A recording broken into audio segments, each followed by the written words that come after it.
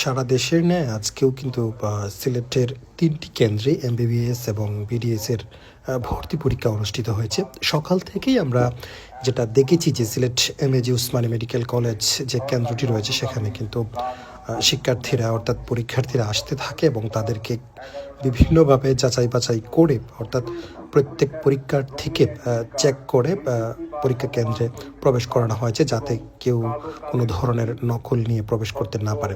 আজ সিলেটে যে এমবিবিএস এবং বিডিএস ভর্তি পরীক্ষা অনুষ্ঠিত হয়েছে সেখানে ৩টি কেন্দ্র রয়েছে, যথাক্রমে Sylhet MAG Usmani medical college হাসপাতাল কেন্দ্র এবং সিলেট মহিলা কলেজ এবং সিলেট অগরগ্রাম বালিকা উচ্চ বিদ্যালয় কেন্দ্র কিন্তু একযোগে পরীক্ষা অনুষ্ঠিত হয়েছে এবং সকাল 10টায় পরীক্ষা শুরু হয়েছিল, শেষ হয়েছে 11:15-তে। আবার 15 মিনিট পরীক্ষায় বাড়িয়ে দেওয়া হয়েছে।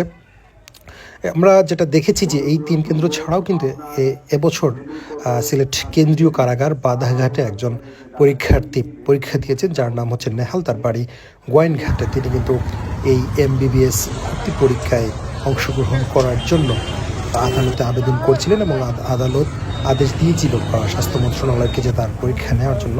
তারপর স্বাস্থ্য মন্ত্রণালয় এবং Sylhet MAG Usmani medical college কর্তৃপক্ষ তাকে কারাগারে পরীক্ষা নেওয়ার যে পরিবেশ যেটা প্রয়োজন সেটা করে। তো সকাল থেকে আসলে পরীক্ষা কেন্দ্রে অভিভাবকরা তাদের প্রিয় সন্তানকে নিয়ে আসতে থাকেন এবং তারা সেখানে রোল নাম্বার দেখে, অভিভাবকরা যে কোড টানানো হয়েছে সেখানে রোল নাম্বার দেখে নির্ধারিত জায়গাগুলোতে কিন্তু অর্থাৎ নির্ধারিত স্থানে গিয়ে পরীক্ষার্থীরা চলে যান।